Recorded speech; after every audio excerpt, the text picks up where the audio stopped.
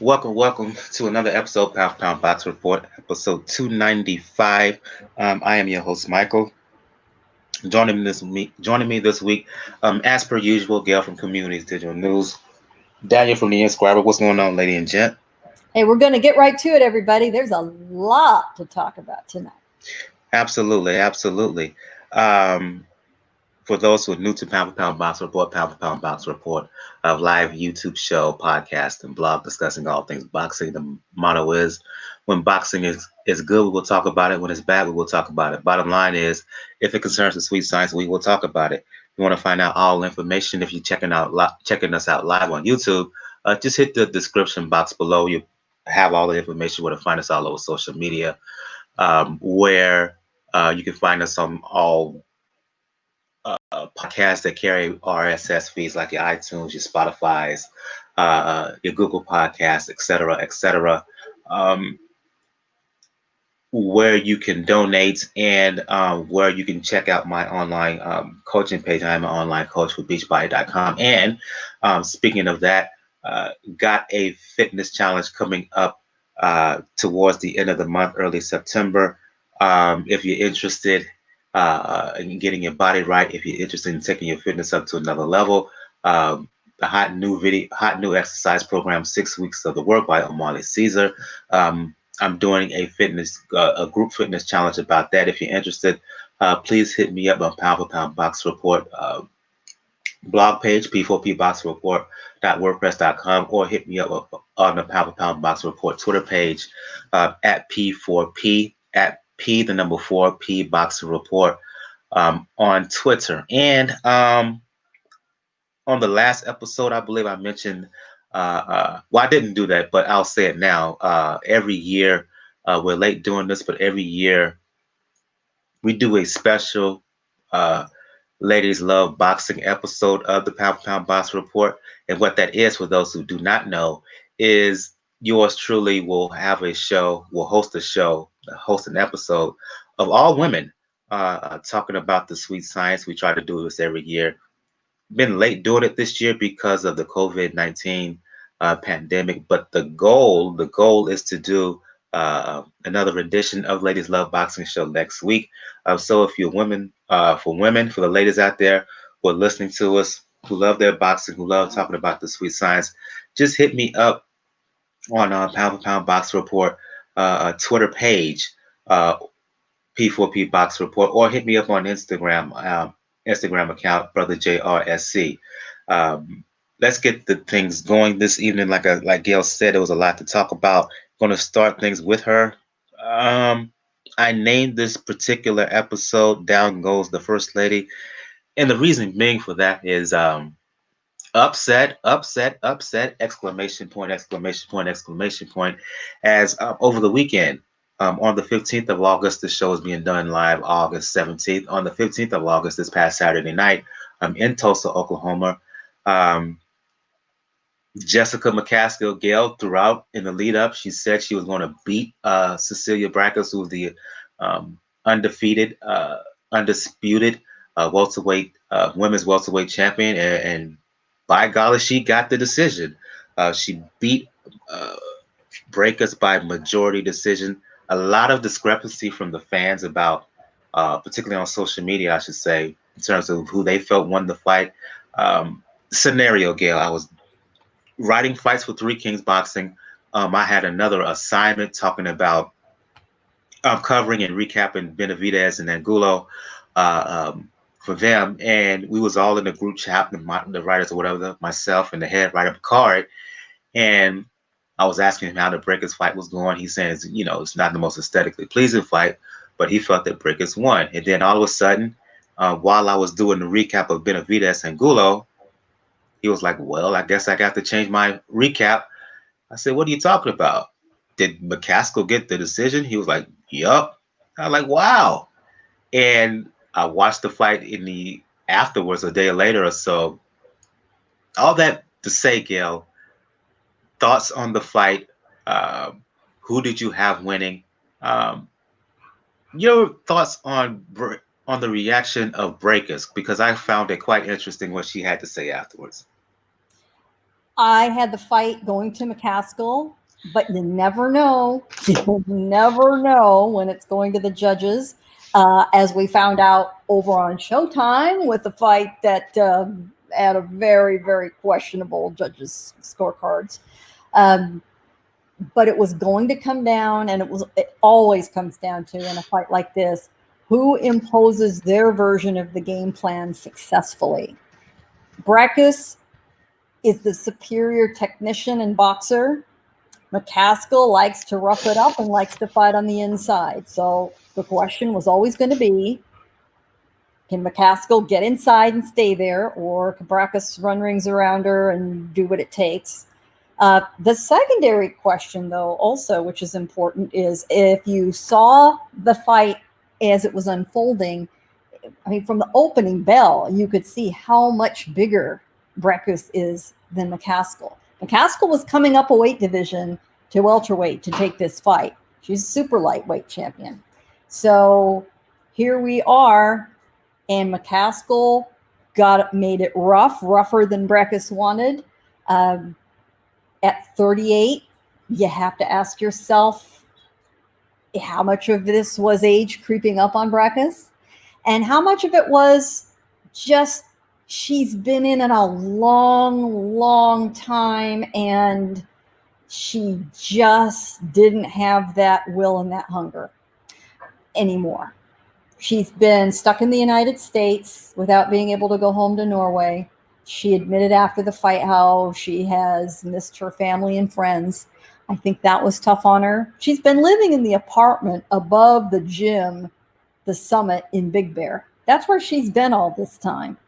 So I don't think that did her any favors either. Nevertheless, take nothing away from McCaskill. She made it her fight.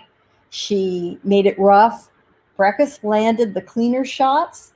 They landed about the same number of punches, but McCaskill threw more. So if you're a judge that likes to see a busier fighter, a fighter taking control, McCaskill moved Braekhus back multiple times in that fight.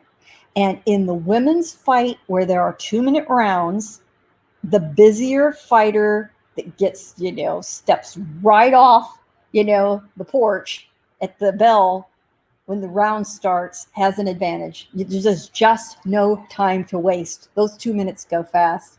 And McCaskill, to her credit, she did it. She got the job done. It was the right call by the judges. They weren't dazzled by the fact that you've got an undefeated champion who is one of only 3 unified champions in boxing. And oh, by the way, right now, they're all women. Very interesting. So after the fight, Braekhus was extremely gracious. Neither of these women had any animosity toward each other. It was a very respectful buildup.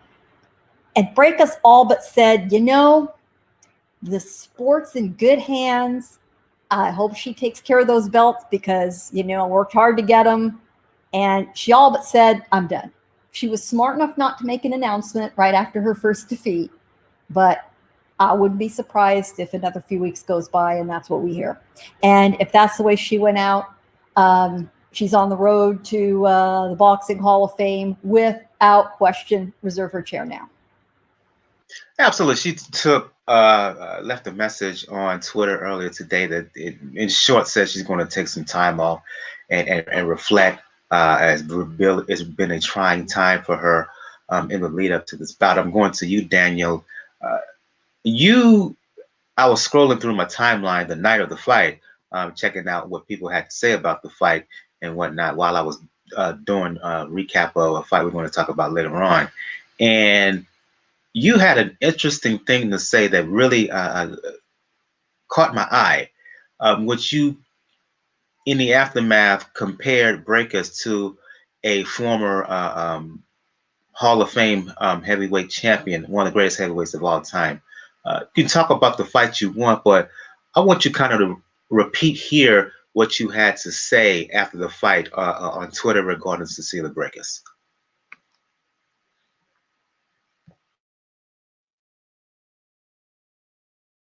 All right, folks. Set the fight pretty much what it is. The scorecards could have gone either way. I should have told you that the fact that it was a majority decision, not even a split decision. But what I did, like, so when I compared it, I said, if she's done, if it becomes a Vasiliy Braekhus has retired, then I said, then you have to look at her in the same way Larry Holmes. And what I mean by that is both her and Larry Holmes, really, really good fighters in their weight class. Unfortunately, though, they will be overshadowed by their predecessors. In the case of Larry Holmes, obviously, it did enough favors that he had to be one of the successors of Muhammad and try to be the person that comes in after that. And ultimately, just because probably of the way, because of the way he fought and just pretty much how straight up and down he was, and real class guy going into, unfortunately, he got overshadowed by the Spinks, the Tysons of the world, lost in the shuffle. And that's what I feel when it comes to Cecilia Braekhus in a way, like with her, and it's particularly rare when it comes to women's boxing. You can look at, like, okay, her predecessors, like as far as name recognition, considering like how much people paid attention. Probably Mia St. John, Layla Ali, the ones that got fame into it. And then she came and excelled at her weight class and stayed at welterweight throughout an entire career. But now, but in the preview, one of them, we have Katie Taylor. We have the Serrano sisters. We have McCaskill. We have Michaela Mayer, who's going to get a title fight pretty soon. We have Ruff, and obviously the person that has been calling Braekhus the most, Clarissa Shields. Those taking the spotlight when it comes to women's boxing, and now run with it, and are getting more attention, more now because women's sports in general. And that's what I mean. Unfortunately, as good as Braekhus was, as spectacular her record is, so we have to hail the achievement that she has done. I feel ultimately it's going to get lost in the shuffle by the fame of the people that were there before and just the caliber of people now that are coming after her.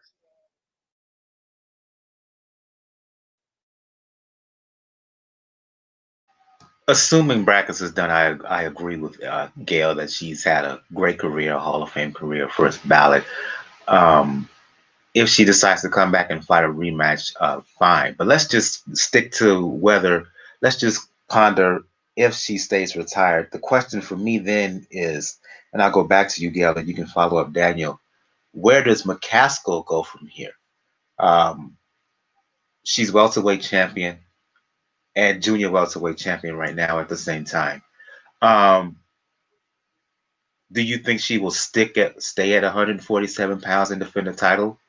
Do you think she will relinquish the belts and drop back down to 140 pounds? And below that, you got Katie Taylor, who's fighting Persoon this coming week. Taylor has won a belt at 140 pounds. Do you think that she will eventually stay around that 140 range in hopes of Taylor coming back up and fighting her again? There was always discussion before McCaskill won, assuming Braekhus was going to be the winner, that a super fight was in the making between Braekhus and the anticipated winner this weekend, Katie Taylor, for a big women's super fight, perhaps a big send-off for both of them. The script has got to be rewritten. And certainly you first of all got McCaskill, not Braekhus, whose loss to Taylor taught her a lot that she used in her fight on Saturday that allowed her to win. So McCaskill now has the opportunity to perhaps rematch Taylor and get some revenge. And the script is almost more interesting to me to see McCaskill and Taylor go at it. Now, are they going to do it at lightweight or welterweight or super lightweight or welterweight? I don't know. It doesn't really matter. They might just do it at a lower weight. And if McCaskill wants to fight in both divisions and pop back and forth, nothing's going to stop her, which would be a pretty impressive feat. But here's another thing. There's no assumption now, especially, and there wasn't before in my mind, there's no assumption Taylor's going to win either. I think Persoon has a very, very good chance of winning this weekend. Either way, McCaskill is probably in line to fight the winner of that fight first. Weight division perhaps to be determined. Persoon is a little bit at the bigger end of the division, so maybe they take it at welterweight. Maybe not. We got to see who wins this fight this weekend, and then I think everything will shake out. That is also assuming Braekhus decides she's done. I do think she will, but she might want a rematch. So we've got all kinds of options. And you know what? I like every damn one of them. I am fine with any of the combinations above. What say you, Daniel?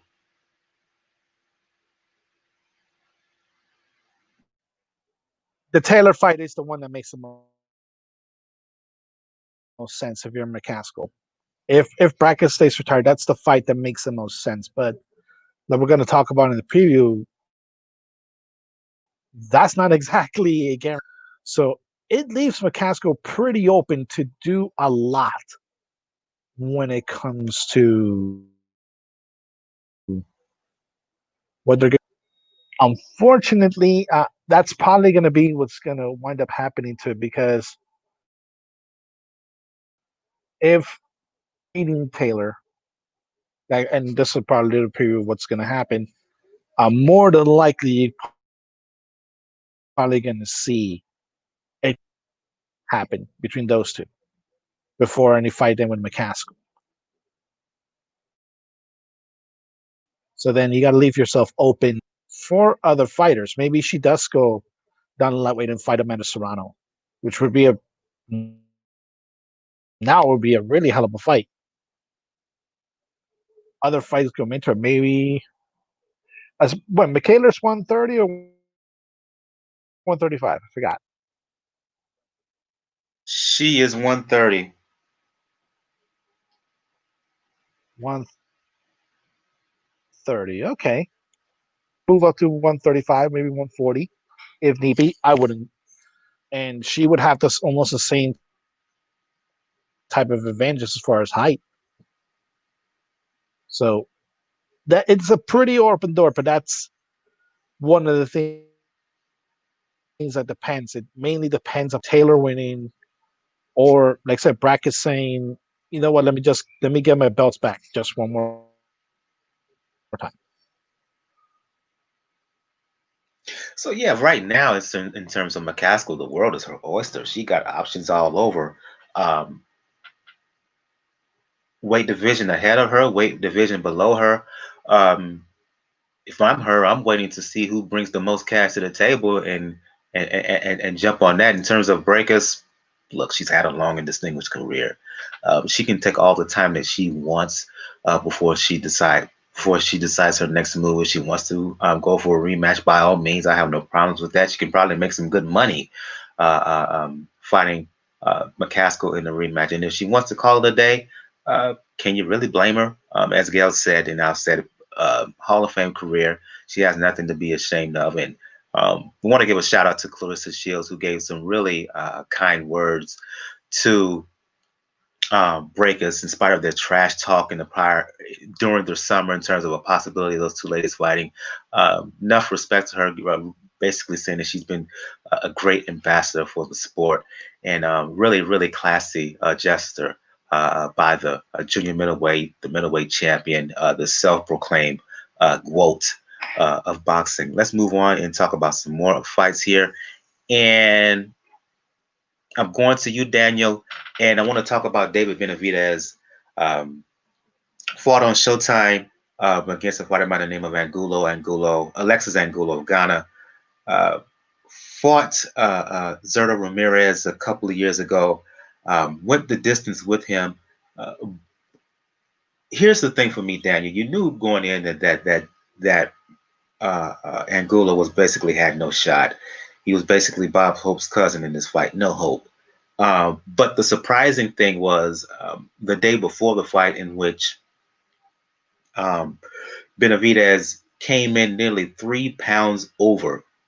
It didn't look like it took a toll on him during the fight. I was covering it for Three Kings. You can check out my recap on threekingsboxing.com. Uh, he looked good. He did what he wanted, but the shame again, he came in overweight. Uh, your thoughts on that? He's only 23 years old. In the post-fight interview, he said that he took full responsibility for it. He says it's all on him. He has to be stricter with his diet moving forward. Um, he says that he wants to stay at 168 pounds. There are big fights for him there. He says that he wants the WBC title. He wants to gain it back. But given his age, given the backstory, we know that he was overweight and basically a heavyweight. He lost a lot of weight. What was it, 50 pounds or so, 50, 60 pounds, maybe even more than that, maybe close to 70, 80 at the start of his boxing life. Is it a case that he's kind of outgrowing the division?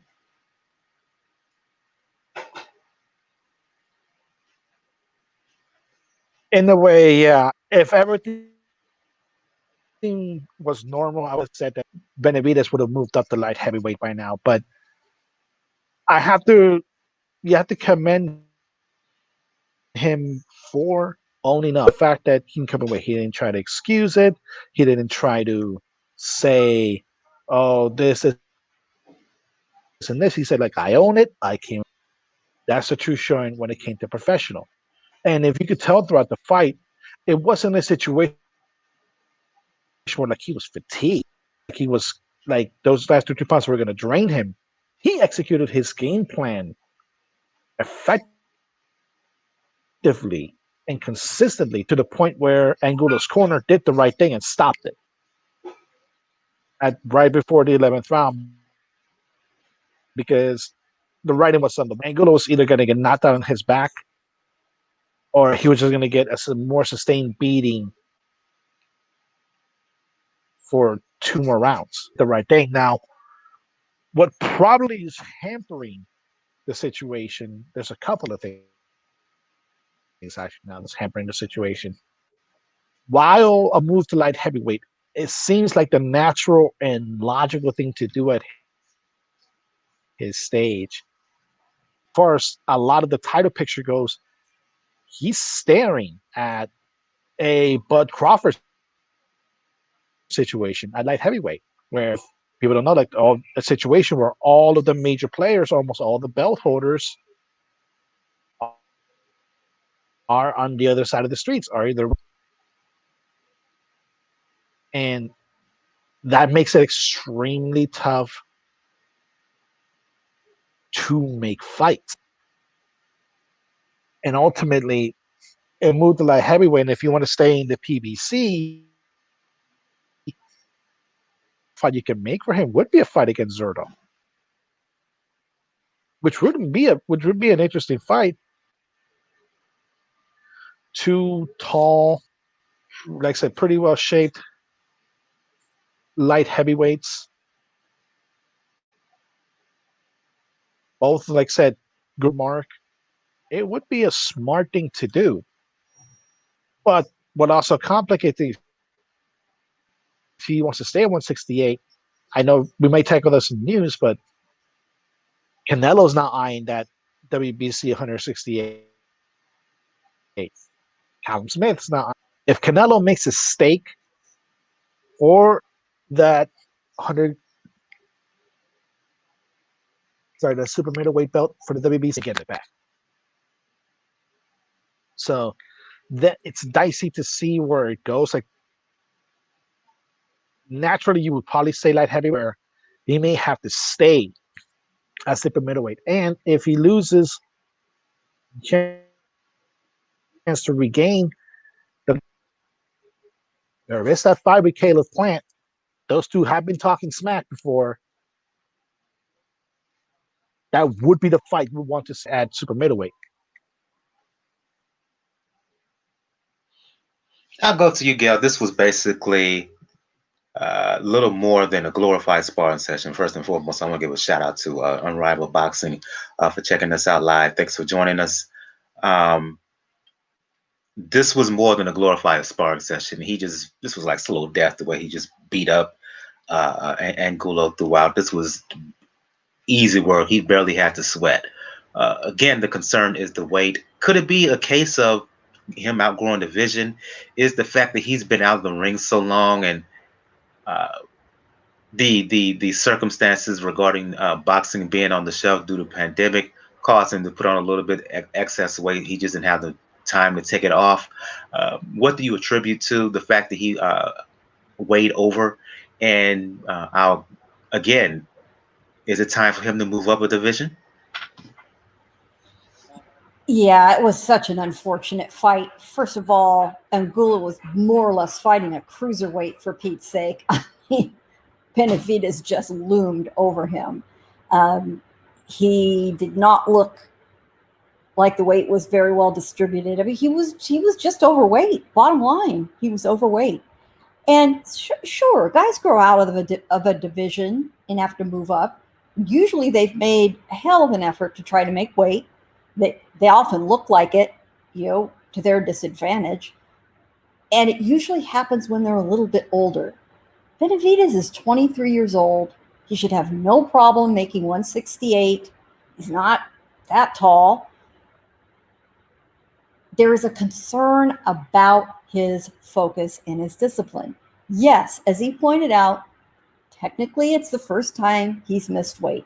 Well, it is. It is officially the first time he's missed weight. But it isn't the first time he's lost his title, the same title, mind you, before a punch has been thrown. Now, the last time is because he tested positive for using a little too much nose candy. Well, looking at what happened this weekend with the weight issue, I hate to do this, but I find myself having a dialogue with myself over, so was that cocaine use merely recreational, or was it somewhat medicinal to speed up someone's metabolism because he wasn't making weight?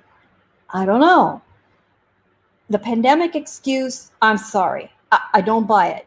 A lot of guys have made weight during this time period. Everybody knows the drill. Everybody knows what the circumstances are. For him to say, well, the reason he didn't make weight is there wasn't a sauna in his hotel and he didn't have access to a sauna. Please. He knew this. He knew what was going to happen. He just didn't bear down for whatever reason and get it off. Oh, I didn't have a gym. Well, then it's called road work. Hello? Plenty of fighters are making weight just fine. If you've taken a look at Jamel Herring lately, geez, he's making it. He wasn't exactly completely in the gym for quite a while. Of course, he's kept getting the rug yanked out from under him. That's another story. But I have a concern with a guy who's clearly immensely talented. Oh, my Lord. Some of those combinations, at his size and with that much speed, he, to his credit, as heavy as he was, it didn't slow him down and it didn't seem to affect his stamina, which makes it even more of a head scratcher for me why it was an issue for him making weight. I hope it's a one and done, just like I hope the drug issue was a one and done, and he's made his youthful mistakes and he gets over it. At 23, he's going to get a pass, especially as talented as he is. But damn, that boy has got to straighten things up. His team has to have a very serious discussion with him. His father needs to have a very serious discussion with him, or he is going to derail a very bright future. I think he could still make 168. I would love to see him fight Canelo at 168. Maybe that's a little too much, bitten off for him.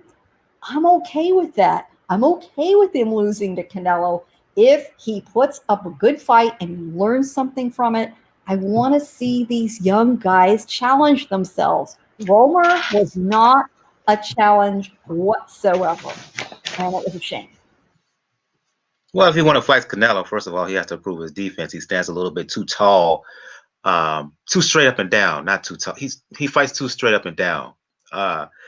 Keeps his head too often in the same place. Canelo will eat that up. Conversely, though, as you said, Gail, for a big man, he has a unique skill set, the ability to throw the variety of combinations that he throws with speed and power, and his ability to go down to the body.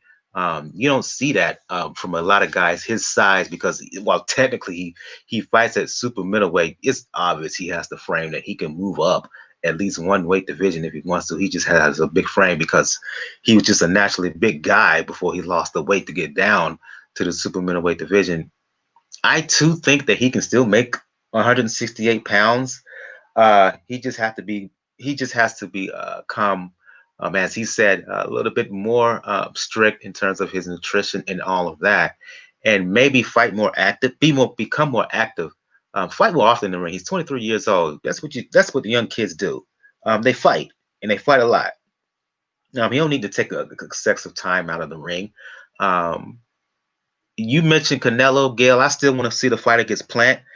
Gail and Daniel, I think that is the fight at 168 pounds, either versus Plant or versus Callum Smith. I know Boxing Business would make a fight between Benavidez and Smith problematic. Plus, Callum Smith is still in the Canelo sweepstakes. We will talk about Canelo in a bit.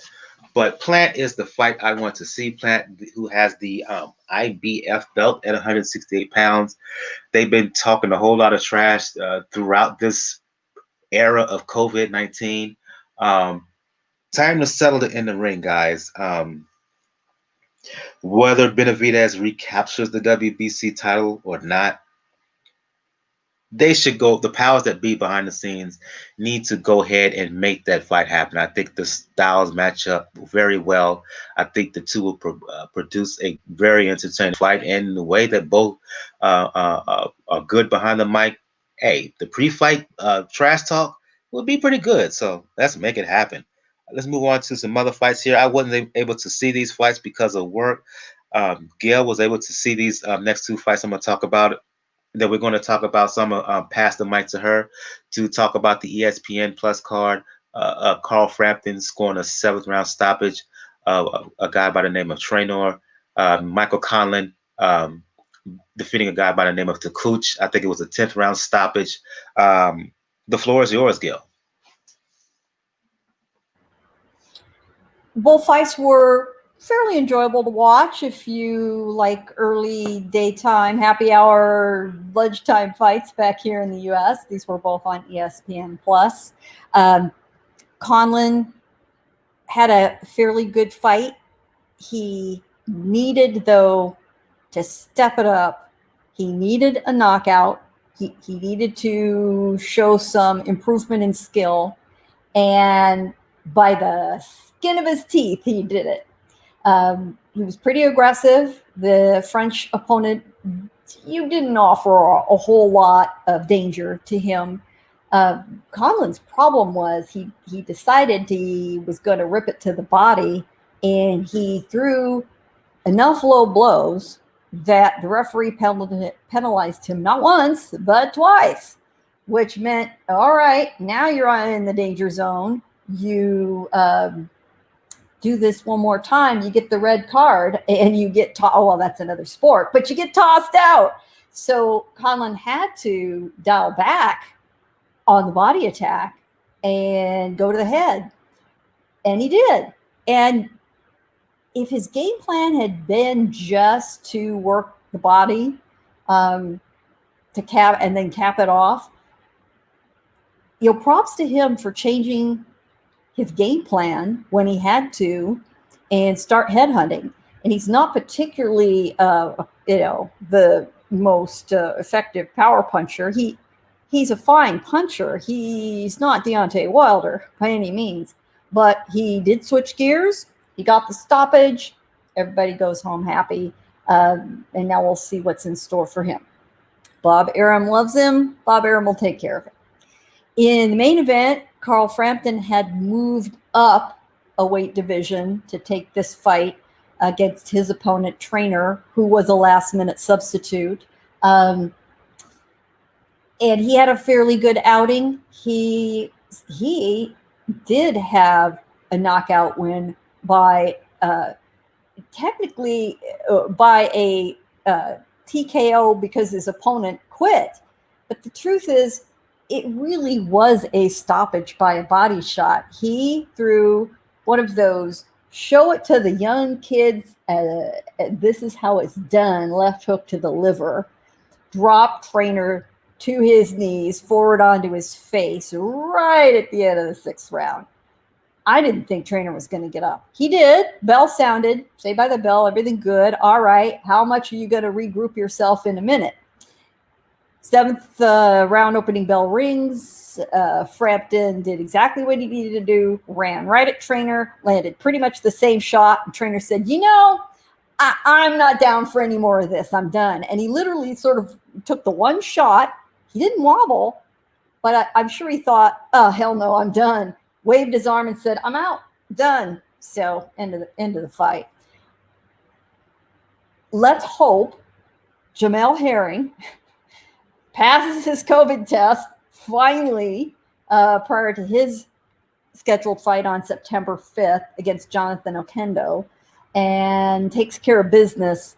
And then we're sure to get that Herring versus Frampton fight that keeps being promised. If Herring, for whatever reason, can't make that Oquendo fight, you know what? That just needs to be, he just needs to move on and go straight to a Frampton fight. It's getting rather ridiculous. But that's a good little fight. Should be competitive. I think Herring will take care of business, but Frampton always gives a really good effort, and he deserves another title shot. He does.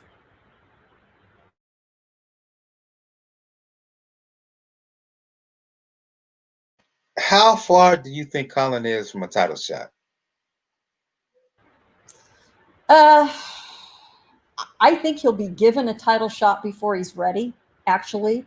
He's a wonderful crowd draw. The Irish fans love him. The New York fans love him. He's a wonderful interview. He's fun. He's certainly devoted to his sport. No question about that. Does he have all of the physical talents it takes to be elite?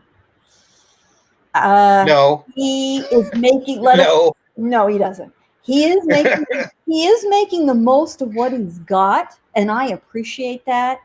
But I think he's about as far as he can go right now. So is he ready for a title shot? No. Will he get one? Yes.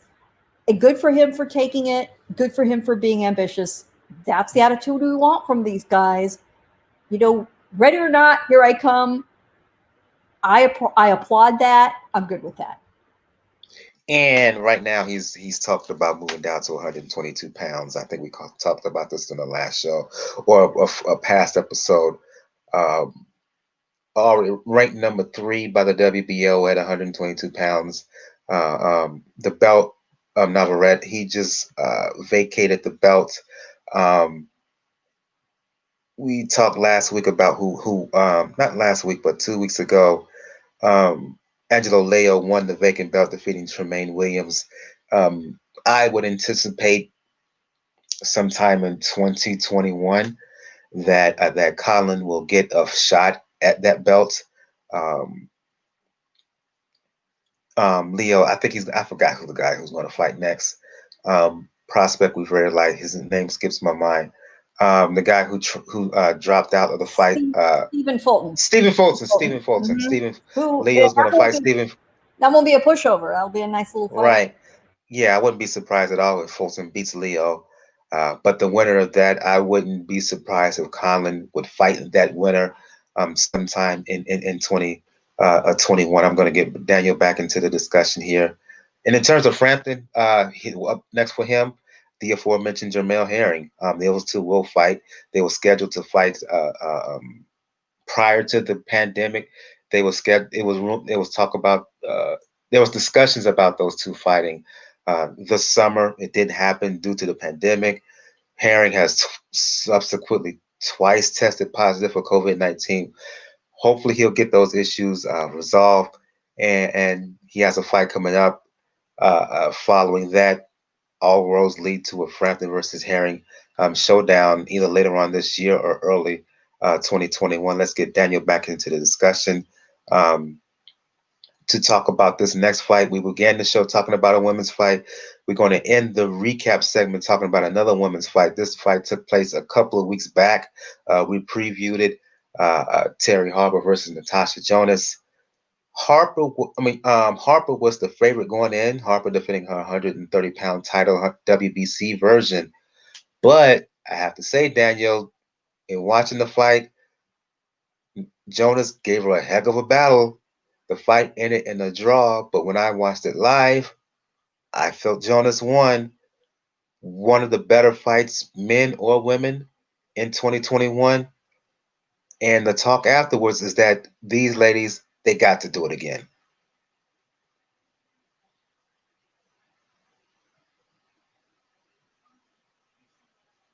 Yeah. Ooh, man, that was a that. Oh man, I don't blame you one bit for that assessment, Mike. Not at all.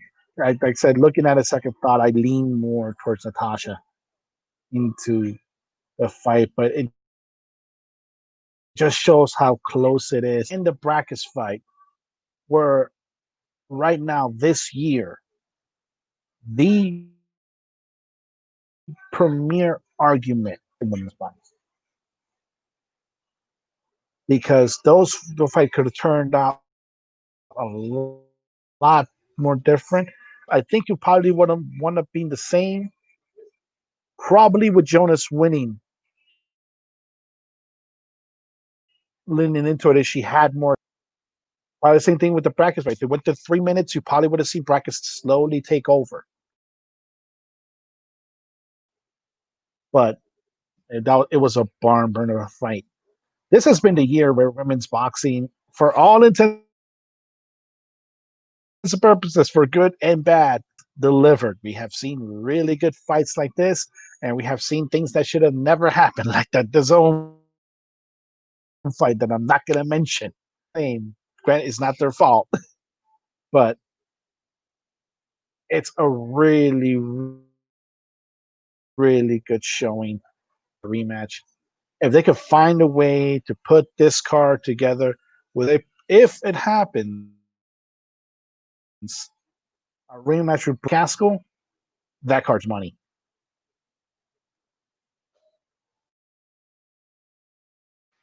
Sorry, I was on mute. I'll go to you, Gail. There was one more fight I forgot to talk about. We're going to mention it right quickly before we go on to the news, but let's stick to Harper and Jonas. One, a few assessments, Gail, for me. One, it was I felt Jonas won. Two, it was a damn good, entertaining scrap. Three, they should fight again. And four, I'm thinking if I'm Michaela Mayer watching this fight, I fight any of these ladies because if I'm Michaela Mayer, if I'm Michaela Mayer and I'm observing this, I'm thinking I'd beat both of these ladies. Absolutely right. This was a really fun fight to watch. I mean, it was in a phone booth, rock'em sock'em, both giving what they had, blood and guts, back and forth.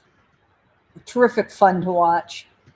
And the fight camp atmosphere is also a lot of fun. So it was just the right setting for this fight as well, a all British fight.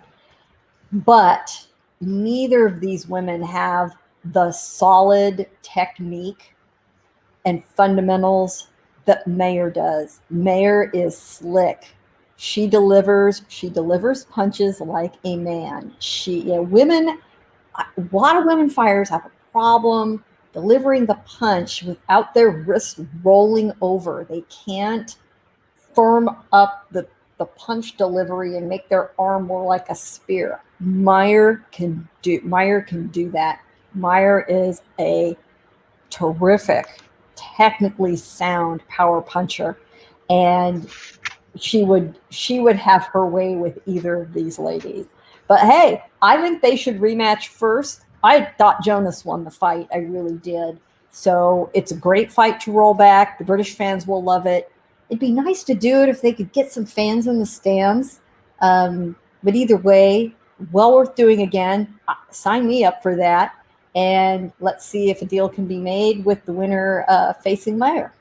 Great fight. We've got a lot of these roadmaps now in women's boxing among some of the top women that we've been talking about this week, which is just nothing but good for the sport. Or if you're Amanda Serrano, since you kind of overpriced yourself out of an opportunity to face Katie Taylor, fight the winner of this. We'll fight the winner of Harper and Jonas in a rematch, or better yet, fight Michaela Mayer. We'll see how good you really are. Yeah, that it's going to be an interesting. We just we have all good options. We really do. Sorting them all out right now, given the Braekhus loss, right now, I think I want to see McCaskill and Taylor at the top of the list because of the grudge match aspect of the whole thing and because of all the championship options in play. That's a fascinating fight to me.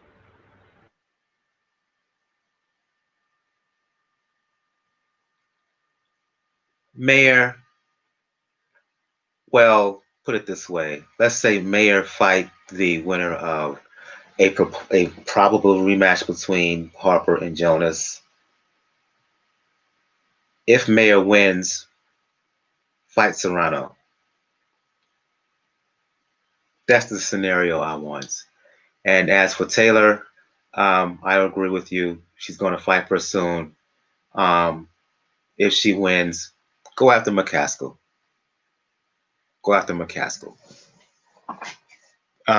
That's the scenario I would want for her. But in terms of this was again, in terms of again, Harper and Jonas, a terrific match. Who will win in a rematch? I don't know. I don't know if I haven't seen Natasha Jonas fight like that as a professional. I wonder if she can bring that level again in a rematch. She was primed and ready for that. You could tell as soon as when she made her ring walk, you can tell that she was ready. She was on one entering the ring. If she can do that again, she may get the decision. Harper didn't fight the most intelligent fight. She didn't use her height.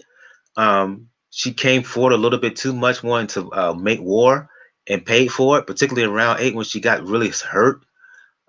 Maybe she'll learn from this and have strategy, but again, they should go at it again. No, it's no excuse. Hearn, the fans want it, the ladies want it. Make it happen. I forgot to mention a fight we should have talked about. I omitted it. I'll go to you, Daniel. Rolando Romero, in the lead up into his fight against Jackson Marinez for a belt, a version of a world title at 130. 35 pounds, I believe it was. Either 30 or 35, either or. I think it was 30. He had been talking a whole lot about who he could beat. Most notably, Tank Davis said that he put hands on Tank Davis. All he needs is a couple of shots and he knocked Tank Davis out. Well, based on this fight against Romero, in which he got and I'm not going out of bounds saying this, he got a gift decision over Marinez, 118, 110 on one of the judges' scorecards. Ridiculous. if he thinks that he can beat a Tank Davis based off this performance against Marinez, hell no. Your reaction to what you saw in this fight on the undercard of, I believe, of Benavidez and Angulo, I believe. Benavidez and Angulo. Ridiculous decision, in my opinion.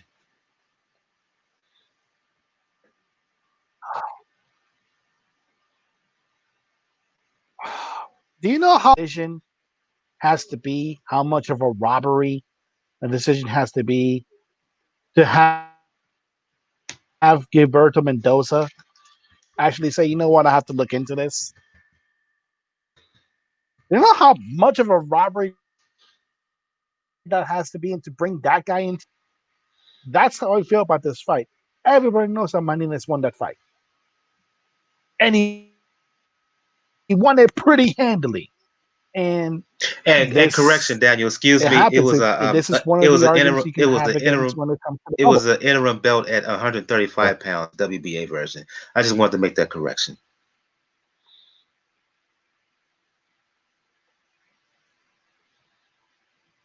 Either way, it's a WBA doing WBA. The thing about it, though, is this goes against the argument when it comes to the bubble. One of the people that said when it came to the bubble is, a crowd won't be able to sway the judges anymore. Well, this pretty much proves that cards, they've without seeing the fight, even with a crowd or not. So, terrible decision. There's no justification for it, and in all honesty, there's no way that you can say that it even warrants a discussion that came with Tank Davis. Or, because those are the only two people that you can talk to under. And he has done no favors to himself saying, with that fight, saying he's ready for it. He absolutely is not, Gail. Leonard Ellaby took to social media. Leonard Ellaby, CEO of Mayweather Promotions, said that these two are going to fight again, Romero and Marinez. I don't know what's more laughable, the fact that Romero got the decision, the way he's insisting that he won the fight and Marinez did nothing during the fight, or the way that not just fans, but boxers and even promoters are clowning this dude. Ryan Garcia took to Twitter, LMAO, damn Rob without a gun. Gervonta Davis had something to say. Oscar De La Hoya said, as a fighter myself, I am ashamed that this Roller guy, didn't even call him by his nickname Raleigh, call him Roller, guy thinks he won. Ryan Garcia, forget this clown, we have bigger fish to fry. He's getting bashed all around throughout the boxing sphere, throughout the boxing landscape. This decision was a farce. It was. Oh, do I sound frustrated? Yeah, I'm so stammering. I'm waiting for your dog to bark in the background for approval. Like, this is some BS. It was some high class BS, crazy. The worst 118, 110 card since Adelaide Bird. That's for damn sure. Oh my God, that was crazy. In fact, I'm hearing the cards being read off, and I'm thinking, wow, somebody really, really liked what Marinez did there, because there's no way a 118, 110 card was going to Romero. I figured once that one got read, it sealed the deal. Had it gone 115, 113-ish on all the cards to Romero, I wouldn't have loved it, but a little easier to swallow. Still, it seemed clear to me. I had it 117, 110 for Marinez. He was just simply that good. Romero seemed like a deer in the headlights for a lot of the fight. Here's what made it worse. Romero should have slunk away, shut the hell up, got out of that ring, got the hell out of there, walked away with his W quietly, just run, take that robbery and run. Instead, he kept running his mouth, drawing more attention to himself. He not only ran his mouth, later, what does he do? He does an on-camera interview after the fight. Bad move. His face was so busted up. It was just the worst advice. I don't know why no one stopped him or why somebody didn't talk him out of it if he was hell bent on it. It was absolutely the worst thing he could have done. He came off as a whiny kid defending himself. It was just a bad look all the way around. It just he came off as more of a spoiled brat than Ryan. He came off more of a spoiled brat than Ryan Garcia. That says a lot. Oh, no. You know what? That's an insult to Garcia because Romero it was bad. I mean, for everybody, including Gervonta, all them to call him out. I mean, I get why Oscar did it. You know, Oscar called him out because, you know, that's really a shot at his minder, Floyd Mayweather, right? His promoter. So that shot at Romero was not about Romero from Oscar. It was about Floyd. Let's make no mistake about that. But you know what? That's the problem that Romero is now going to have to deal with as well. You know, I would not be surprised if Mr.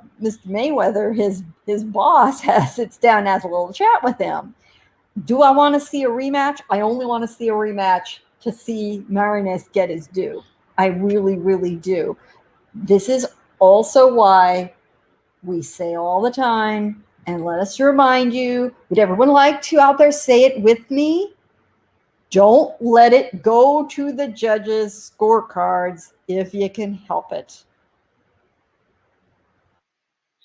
Absolutely. I had to get that in because before we go to the news, just because the decision was such a joke, just because, you know, a little trolling, that's not a bad thing, particularly in this case when someone like deserves it in the case.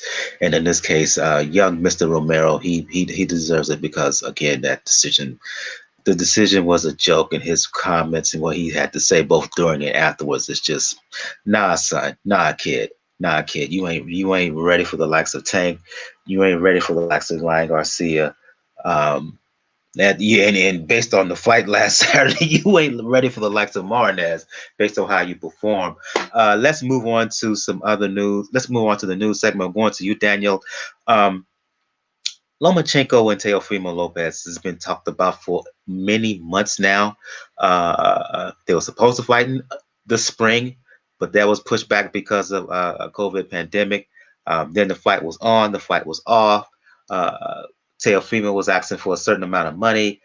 They wanted Loma to have a reduction in his pay and whatnot. Well, last week we finally got word that the fight is indeed going to happen October 17th. Don't know where exactly yet, but it will presumably be on one of the ESPN networks, either regular ESPN or ESPN Plus.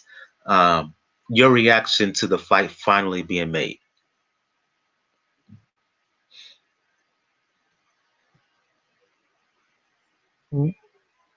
I wish I could cue LeBron in this video.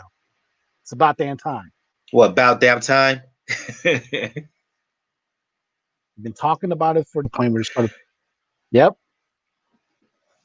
And ultimately, luckily, they did make it happen. And it was supposed an easier fight to make. Now, more than likely, this is going to wind up, in the top rank bubble. And really, the main thing about it is that they were top rank is smart enough to know that, you may not need to do for a major fight given the current economic situation for a lot of people. So the PBC might want to look at, like I said, I fully get it. It's good that it's actually finally happening because otherwise there's other moves already at lightweight. You mentioned Ray Garcia, that fight him and Luke Campbell. That looks like it's definitely going to happen. And that's another thing to lightweight.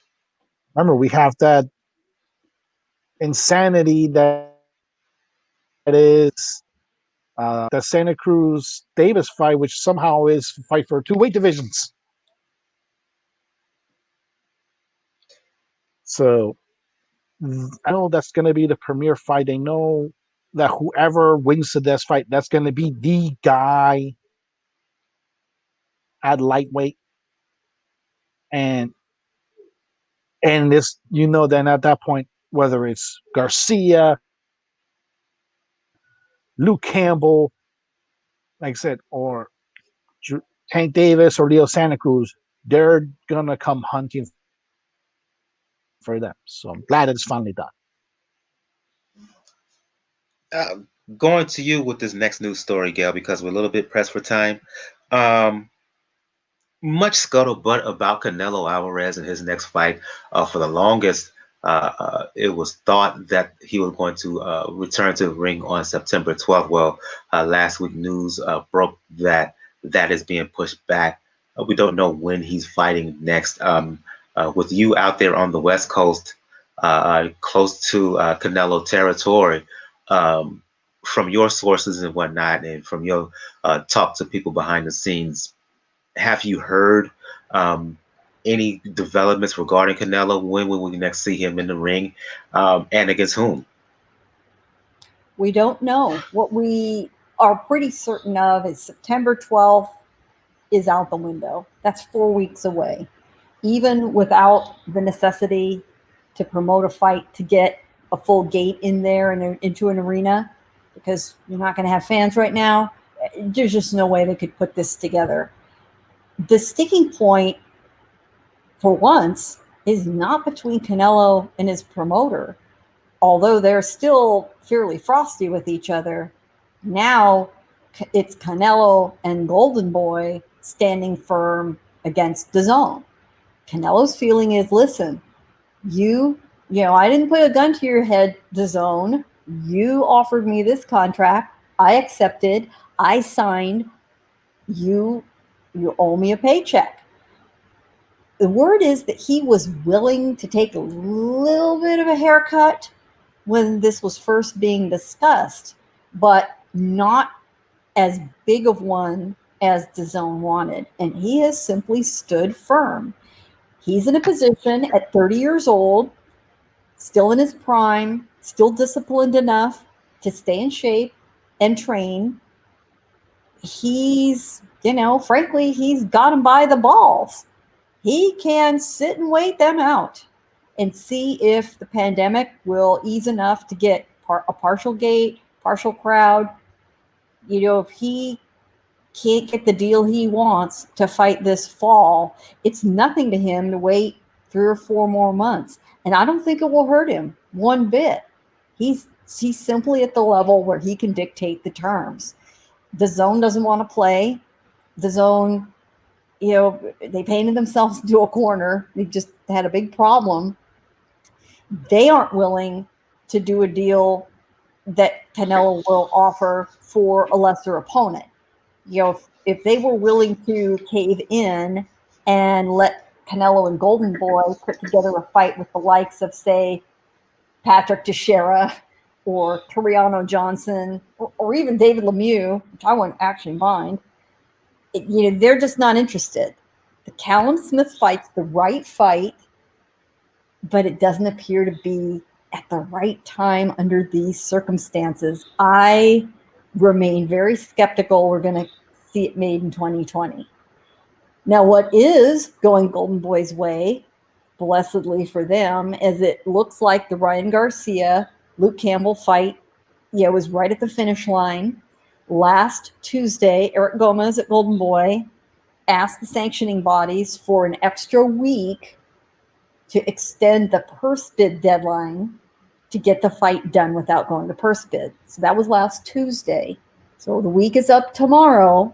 Expect, hopefully, they've done the deal. They've done it in the time they asked for, that we'll see that fight and that we'll likely see it on a date in November. It is possible, I think it's not likely, but it's possible that a date and a location will be chosen for that fight in the hope that perhaps Garcia and Campbell are the co-main, and this unlikely, deal with Canelo gets made. And if not, you've still got Garcia and Campbell leading a main event. They are both capable of drawing an audience. They both have very good fan followings in their home countries. What's interesting to me is I think it would be in Garcia's best interest for his long-term career to go do that fight in the UK. It's almost a rite of passage for a fighter to take a shot at a fight that's a step up overseas. Terrence Crawford did it against Ricky Burns. So is Luke Campbell, Ryan Garcia's Ricky Burns. I think it'd be a good move for him. It might be that they can have limited fans. They're a lot farther along in dealing with pandemic shutdown in the UK than we are. Involves some good news for fight fans, at least from Golden Boy, and they haven't had a whole lot to offer. I do think that everybody's going to have to just accept that they are not going to see Canelo Alvarez in the ring this year until circumstances change. And it's no one's fault. It's just that nobody wants to back off their agreement. That agreement isn't feasible in today's world. Quick word on this from you, Daniel. Do you agree with Gail that we will not see Canelo in the ring this year?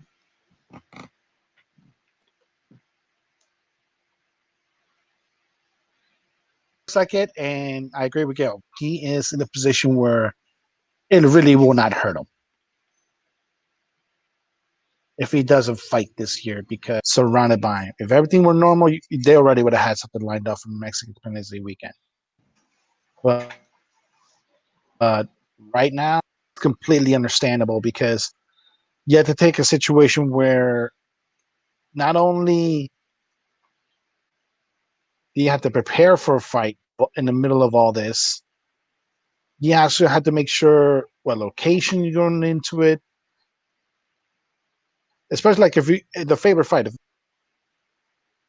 Okay, there's a good chance now, because you're not going to have the home, we could call it the home of Las Vegas during Mexican Independence Day weekend. It might make sense then going to the UK, even if it's limited fans or no fans, going into the British market and introducing yourself to that market, you would definitely be a good way to go, but it has to be at the right time. You have to figure out all into it, the timetables and everything else. And we have to admit that, yeah, the UK is doing better when it comes to the US, but it ain't by much. It ain't by much. And unfortunately, one thing that's happening in Europe is there's been a sort of spike in cases among young people. So that's throwing another wrench into it. Yeah, he can get away with not fighting this year. And all it has to do is probably make sure he's probably going to have to fight early 21, because hopefully by that point, at least one state will hopefully be at least be some limited fan capacity. Okay, let's move on to some fights here, because we're a little bit pressed on time this evening. I'm going to split these fights up. I'm going back to you, Daniel, to talk about this opening preview. Elieder Alvarez fighting Joe Smith. Smith is known most infamously for ending Bernard Hopkins' career. Alvarez, former champion. On paper, two known guys at 175 pounds. The skills of Alvarez versus the power of Joe Smith. Who do you got?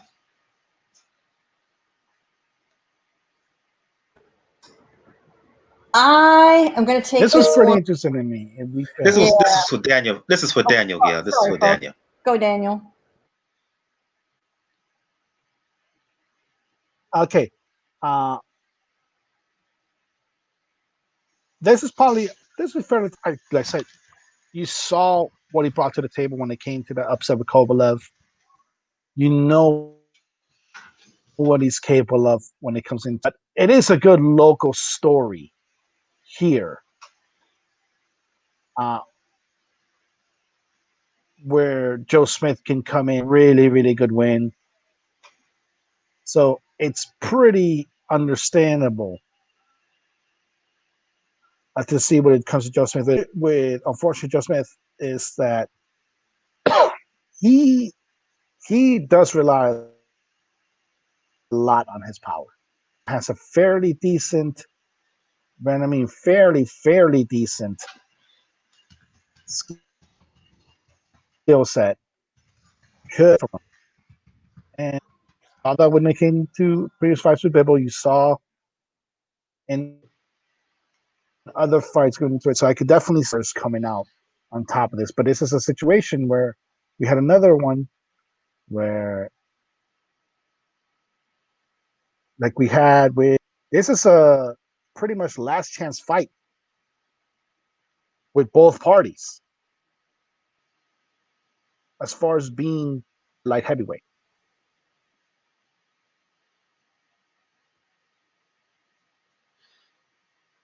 I'll go to you, Gail, to talk about this next fight here.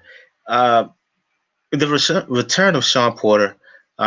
Porter never been afraid to fight anyone in the welterweight division. He's going to fight a guy by the name of Formella. I have not seen much film of his. 33 undefeated, but from what I've seen of him, Gail, if you want to be polite, you can call him a boxer. But if you want to be kind of honest here, he's a borderline runner. He moves a lot around the ring. And in watching this fight, this has a chance to be kind of an ugly fight because he moves so much. He's not one to really stand there and engage. Uh, I could see Porter, as strong and as physical as he is, kind of bully this guy. I just don't see Formella offering any resistance, has anything in the arsenal that can really hurt Porter. Is it just me, or did this just sort of come out of nowhere? I mean, Right. what were we talking about? Porter get busy making a fight. It wouldn't surprise me if Porter was watching the interest in the Spence Garcia fight, and he's like, wait a minute. Oh, over here. I'm over here. Don't forget me. And said, come on, Al, give me a damn fight. Oh, keep me busy. You know, good for him. Good for him. I like it. Yeah, I think it's going to be ugly. I mean, I feel like somebody at some point is going to want to yell, please, Hammer, don't hurt him. He's just going to, it's going to be a sparring session. Who are we kidding? But hey, truly, I hope he provides at least some decent work for Porter. I think it's very smart for him to stay in front of people. You know, this is the opposite of these guys who are insisting on every dime into their pocket that they're due. I agree. I get it. Contracts are contracts. Porter is not that. Porter is just, I want to be in front of the people. I want to work. I want to stay in the mix. I'm willing to do it wherever, however. And isn't that refreshing? You got to like him just for that. You know, he could stay in the commentary role. He keeps plenty busy. He's media friendly. He dresses nice. Nah, I'm going to have a fight. I'm good. Just out of nowhere, just put me on the schedule. It just doesn't happen all that often anymore. And I don't think we all know what to say about it. Indeed. I'm going to bring both of you into this discussion and talk about these final two fights before we start to close and shut things down. Um, Dillian Whyte, who's been waiting forever and a day to get his crack at the WBC heavyweight title, he returns to the ring at the Matchroom Fight Camp over in Brentwood, England. He's going to be fighting former champion, the vet, Alex Povetkin. Going back to you, Gail, on this one. Um, your thoughts on this one? How much resistance do you think Povetkin at this age, was it 37, 30 maybe? Uh, how much resistance do you think he can give one Dillian Whyte? That's one. And two, for me, I want to know what kind of shape Dillian Whyte comes in. When he fought on the Joshua Ruiz rematch, that undercard, he wasn't in good shape. His weight was up, 270, I think it was, or the high 260s. Um, I want to see him in better shape coming into this fight. If he does in better shape and if he's on his game mentally, um, I feel he will just have too much youth, the power, particularly in the left hook. Uh, um, we all know that Povetkin can be hurt. He can be knocked down. He can be knocked out. Uh, if Dillian Whyte is right and on it, um, I'm going to predict that he wins and wins by stoppage. I don't think we should count out the improbable Alexander Povetkin. He is going to be 41 in Oh, I lowballed his age. 41. Wow. in 3 weeks. 41 years old. September 2nd, he will turn 41 years old. You know, we counted this guy out a long time ago, and he is still here. He is still standing. He gave Michael Hunter a lot to handle. I thought he won that fight. I truly did back there in Saudi Arabia last December. So I'm intrigued by this fight. It's going to depend on which version of each man shows up. A in the game, well trained, ready to go Whyte, I believe, beats Povetkin. Does that version of Whyte show up? Does Povetkin catch him? Povetkin still has plenty of power. I'm, like some crazy part of me is leaning toward Povetkin scoring an upset. I'm picturing this. I'm picturing Whyte, having been frustrated about getting fights, about having been out of the ring, bringing some of that mental angst he's had into the ring. I think it's going to be a fun fight to watch. I do think it could be kind of ugly, um, in a fun way. And I'm thinking the Russian might pull this one out. Oh wow. Oh wow. I'm going to you this one, Daniel. Do you agree with Gail? Do you smell upset in the air?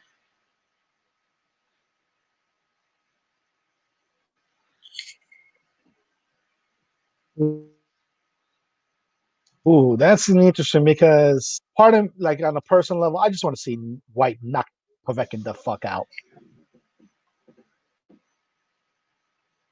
I need Alexander Povetkin out of my damn situation. He's proven he's a cheat more than once, yet they're still giving him chances. So I want to, and we need him out of boxing in many ways. But let's try to be objective here. Let's try to be nuanced. Fortunately, yeah, you have to give him a chance because the last thing to go is your power. And Povetkin, for all his flaws, does have a punch. Help.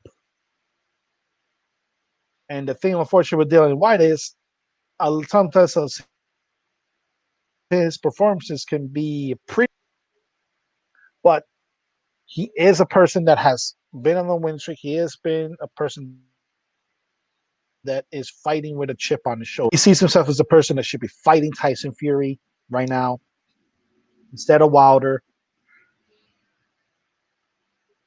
And there's always the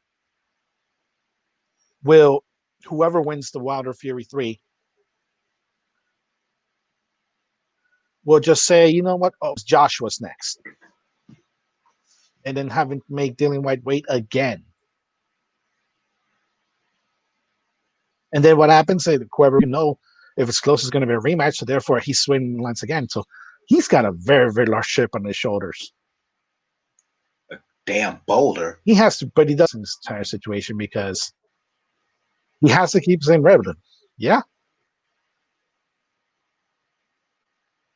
Yeah, 41 years old. I did not think it was old, but please, Dillian Whyte, if you're listening, I don't want to, I'm not going to do a fake British accent, but please, like bollocks or whatever British people say, like just get him the hell out of here.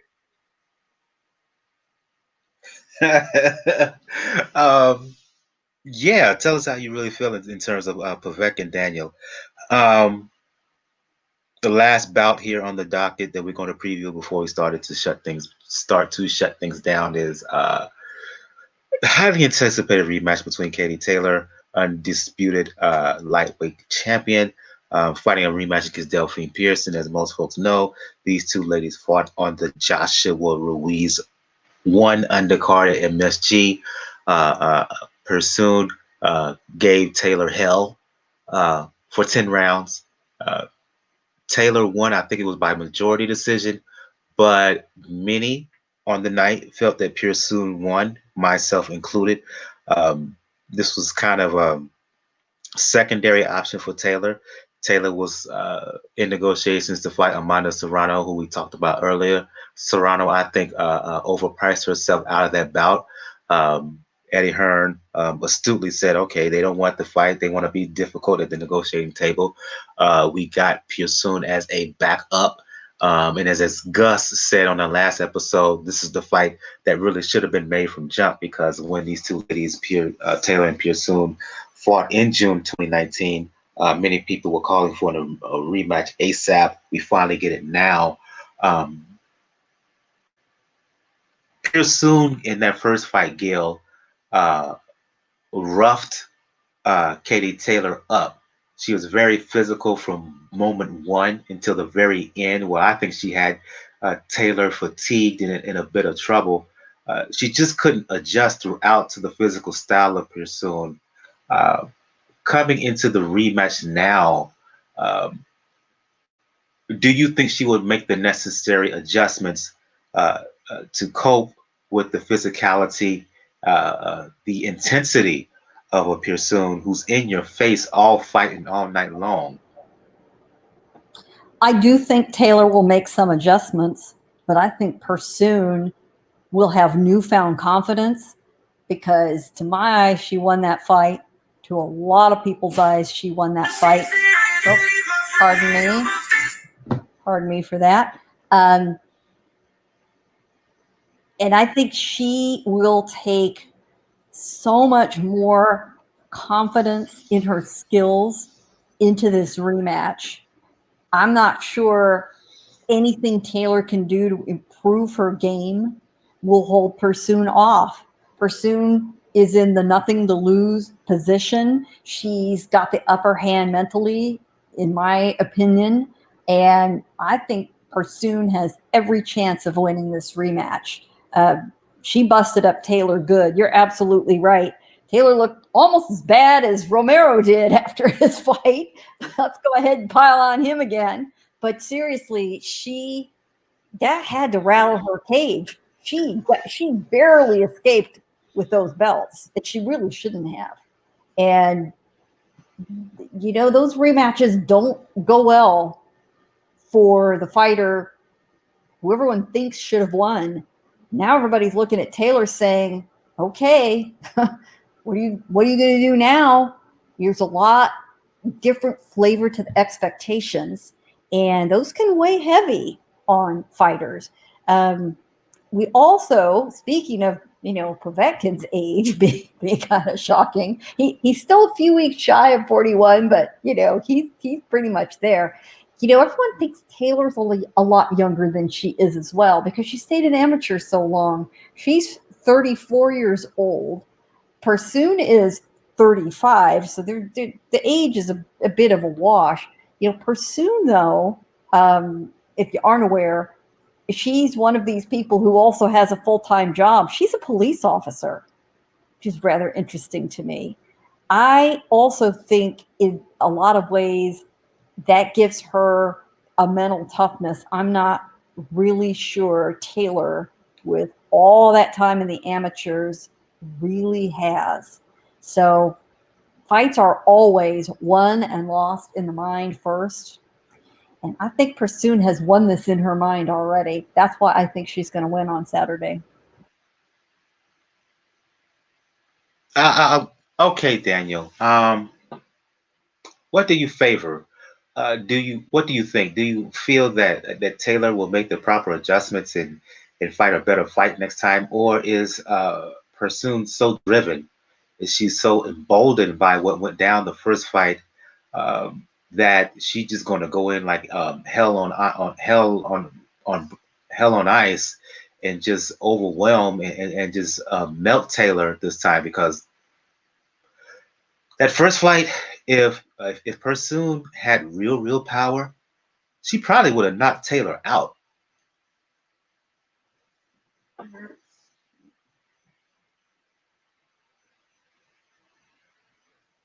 Hey, this year's going, and with the amount of plans that have gone out the window, I'm uh, I would not be surprised if Katie Taylor has other things on her mind. Maybe in the back of her Braekhus fight cost her a pretty big payday, No, and she was no, thinking that no, no, I no, should be fighting no. Persoon. No offense And to interrupt, but I disagree. you never know. She has to have the memory of that first fight. The way Persoon bullied her and beat her up, particularly during the second half of that fight. No, no, no, no, no, no.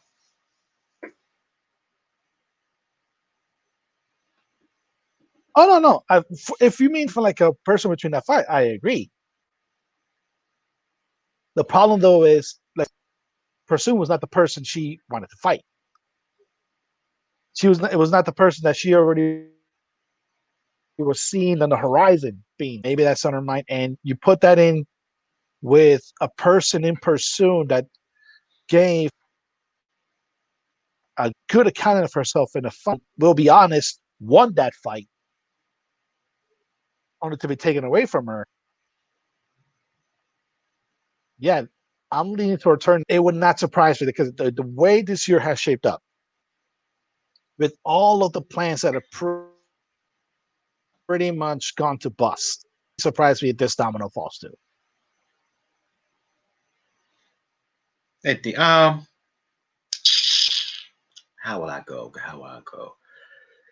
Taylor got a decision she really did deserve in the first fight. Um, I got an inkling she's going to get the decision again. Um, uh, just because her stature, just because her status, just because she's the A side, and just because she has so much ahead of her. Persoon is going to come out charging uh, like she did the first fight, but I think that this time, knowing knowing what's in store for her this time, and knowing that Persoon basically fights one way, um, Katie Taylor would do enough, uh, fight a different strategy um, to get the decision win. I don't think it's going to be a knockdown drag out like it was the first time. I think Taylor will sidestep and angle step and move a lot more. Could be a potentially boring fight because of that. But I think Katie Taylor, knowing that this is the fight now, she's going to be really A1 focus. And she's going to do enough to earn a decision. I think she's going to have to fight the best fight that she's fought to win. But I think she has that kind of talent uh, uh, uh, to do enough, and get the decision. And I think we're going to close shop on that note. Um, I want to thank Unrivaled Boxing for checking us out live. I'm going to go around the panel here. Um, want to give a shout out to former guest of the show, also Jacob. As some of you may know, you wonder where Jacob has been. Um, because of his new job, he's not able to be a part of the show for the time being. But yet and still, I want to give him a shout out. I converse with him back and forth on Twitter and whatnot. He still follows Pound for Pound Box Report on Twitter, especially retweets us all the time and whatnot. Gail and Daniel, we talk to him as well. And I just want to give him a shout out. I want to give Gus a shout out. Gus from Corruption and Boxing. Bo, the head PR guy over at Three Kings Boxing, also Bo from Truth and Facts Sports Talk. I want to give him a shout out as well. Going to go around the panel here. Going to begin the show with ladies first. Going to end the show with ladies first. Gail from Communities Digital News. For those who want to talk the sweet science, for those who want to talk media, because you do teach media, paid gig. Also a regular, dare I say, on TMZ now. Let the folks know where they can find you. Oh my God. The TMZ, where the only fighters they talk about are Floyd Mayweather and Mike Tyson. But be that as it may. Oh, and Oscar when he screws up, right? You can find me on Communities Digital News, where I ply my regular trade, and that is COM, COMM, Digi, DIGI News, COM, Digi News.com. And we finally got some decent fights to write about. It's all good. Absolutely, especially when it comes to PBC and their fight schedule, because there's some power pack boxing that's happening over the next few months to as we are heading into the last quarter of 2020. Going to go to you, Daniel, for those who want to talk the sweet science, for those who want to talk the Miami Heat, who begins their playoffs, NBA playoffs against Indiana, excuse me, tomorrow night, I believe. Let the folks know where they can find you.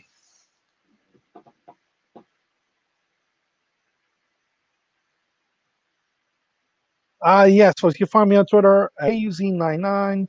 You can catch me in there. Yeah, obviously talking playoffs and other things when it comes into, like myself, just watching right now, double screen. Shout out to Michelle Obama for doing her thing right now.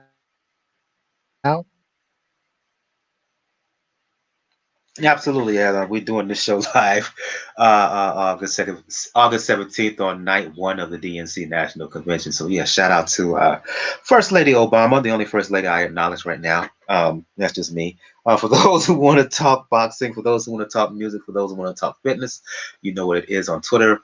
Brother JR at Brother JR76. As I said at the beginning of the show, if you want to check out all information regarding Pound Box Report, if you're checking us out on YouTube, just hit the description below for all the info where you can find us, the blog page where you can find us all throughout social media, links to RSS feeds in case you want to check us out on iTunes, Spotify, and all that other stuff. Link to my online coaching page, as I said, going 6 weeks of the work group fitness challenge. That begins in a couple of weeks. If you're interested, just hit me up on Twitter. And links to where you can donate. Let donation be the best nation. If you have any spare change, I know people are going through it, but if you have any spare change, please donate to Pound for Pound Box Report. We could always use a little bit of extra cash, improvements in terms of the show, improvements in terms of the podcast and whatnot, and technology behind the scenes. And as next week, the goal is to do another round of our special Ladies Love Boxing of this episode of Pound for Pound Box Report. If you are a woman, a lady fight fan who watched the sport, who observed the sport, who cover the sport, just hit me up on my personal Twitter page, Brother JR76. You can hit me up on Pound for Pound Box Report Twitter page, P4P Box Report. Or you can hit me up on my Three Kings Boxing email. I am a writer for threekingsboxing.com. Michael W. at threekingsboxing.com. So yeah, if you're interested, just hit me up on those places that I just mentioned. Gail knows about this. She's been part of the Ladies Love Boxing show every year since we began it. I think back in 2014. We have a special episode where it's just I'm the host. I usually sit back in the cut and it's all women just chopping it up, talking about boxing. So I always look forward to that. And the goal again is to hopefully have that happen next week. On the next episode, we'll hopefully, fingers crossed, be the Ladies Love Boxing special pound for pound box report, where we will do a recap of Porter and his fight against Formella, a recap of Alvarez and Joe Smith, Dillian, Whyte, and Povetkin, the rematch between Taylor and Persoon, and we will do a preview of an interesting card that's happening on the 28th in India. Javier Fortuna is on that card, as well as a welterweight prospect I really like. We talk about Virgil Ortiz a lot when it comes to prospect, particularly in the 147-pound class. There's a lot of talk about Virgil Ortiz. There's a lot of talk about Jerron Boots Ennis. Another guy you should keep an eye on is Rashidi Ellis. He fights out in the New England area. The fellas over at Three Kings Boxing, they think very high level. They think he'll get the shine that he deserves. Fights for Golden Boy. He's fighting on that same Indio card on the 28th and on the 29th in Las Vegas on ESPN. Jose Ramirez defending his WBO and WBC 140-pound titles against mandatory challenger Victor Postal. So we will talk about review and preview all of those fights, plus talk about any news in the interim. So yeah, once again, I want to thank Unrivaled for checking us out live on the YouTube chat. For Gail from Communities Digital News, Daniel of the Inscriber, I am your host, Michael. This has been episode 295 of Pound for Pound Box Report. We will see you guys next time. Everyone have a good evening. Good night.